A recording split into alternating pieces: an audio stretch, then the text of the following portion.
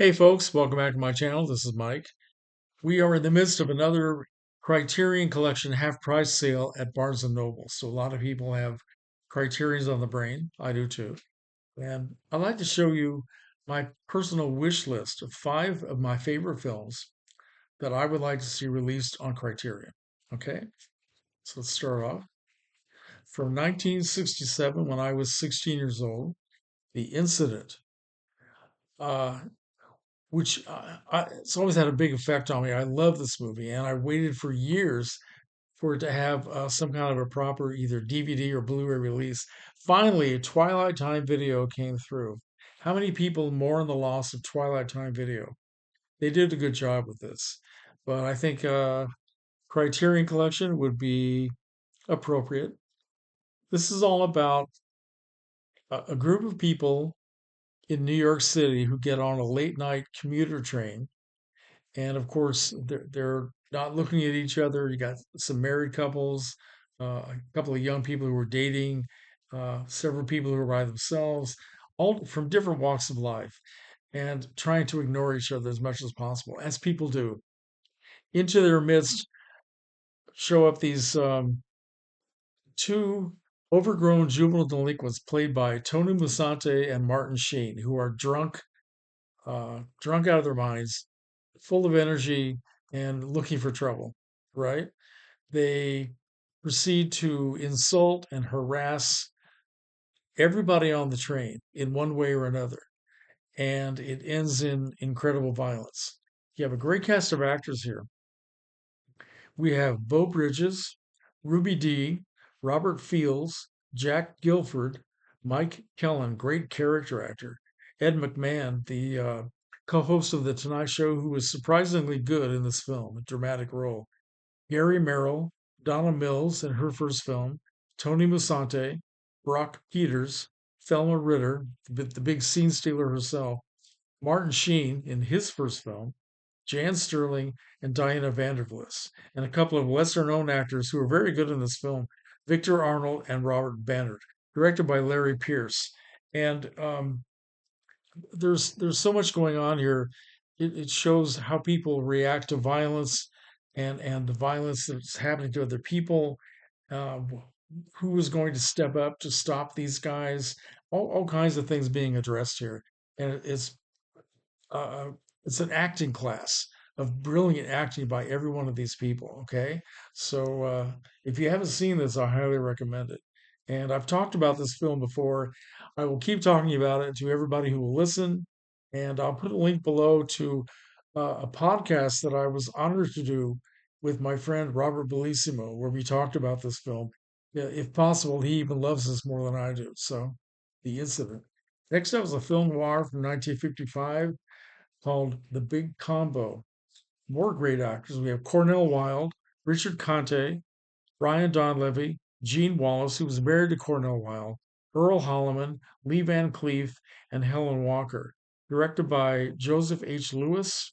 Cinematography, black and white, beautiful cinematography by John Alton, and original music by David Raxon, one of my favorite composers. It's all about a big city cop played by Cornell Wilde who is obsessed with trying to bring to justice this gangster known as Mr. Brown, played by Richard Conte, who has a young mistress played by Gene Wallace, who is also part of Cornell Wilde's obsession. It's very violent for its time. It was kind of a shockingly violent film, but it's beautiful to look at. And there's so many twisted human relationships in this, complicated characters that I think I would love to see, serious study of this film by film critics. And the Criterion Collection would be a great place to do it.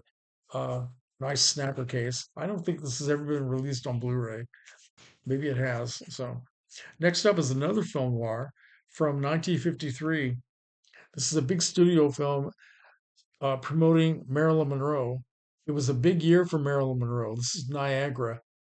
She that year she made Gentlemen Prefer Blondes, How to Marry a Millionaire, and then finally this film, which sort of sealed her fate as a major star of the 1950s. It's the only time in her career where she played an evil character. She plays a sexy wife married to an ex-military man who has mental issues because of the war, and she wants to uh, kill him and run off with her young lover. Okay, so and the husband is played by Joseph Cotton, another very complicated character. This is definitely a very noirish film that, even though it's in Technicolor, it has all that dark shading of twisted human relationships. And it's also interesting because this film has two leading ladies. Jean Peters is the other female star, and her role is actually she probably has more screen time than Marilyn, but this is definitely done to promote Marilyn Monroe. Great cinematography, showcasing the Niagara Falls area of the time, and it's kind of a time capsule the way things used to look. Very exciting, a lot of action. Okay, and Marilyn wears a red dress like nobody else ever wore a red dress. Next up is a great film that seems to be kind of forgotten in this day and age. The Miracle Worker from 1962, starring Anne Bancroft and Patty Duke.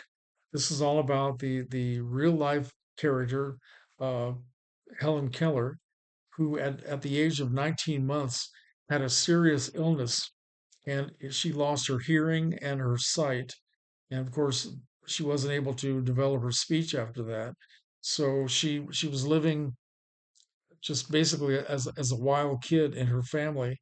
They didn't know what to do, but they finally hired this teacher, a woman named Annie Sullivan, played by Anne Bancroft, who herself had trouble with her sight, and she was going to be a teacher and help Helen find a way to communicate.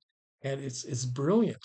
It's absolutely brilliant, and it's very raw. But what happens between these two women, the girl trying to fight this woman who's trying to control her and get her to be a human being instead of a wild animal. And it's just amazing. Um, Two Oscar winners in this film: Best Actress for Anne Bancroft, Best Supporting Actress for Patty Duke. This was originally a TV play back in 1957, starring Teresa Wright as Annie Sullivan and Patty McCormick as Helen Keller. And I recently found that on YouTube. I've been looking for that for years, but somebody finally posted it and I was able to watch it. So if Criterion were to release this, I think one of the really great extra features would be to put the TV play along with the release. And because it has great acting by Patty McCormick. After it was a TV play, it became a Broadway play, directed by Arthur Penn, the same director who did the TV play and also the film.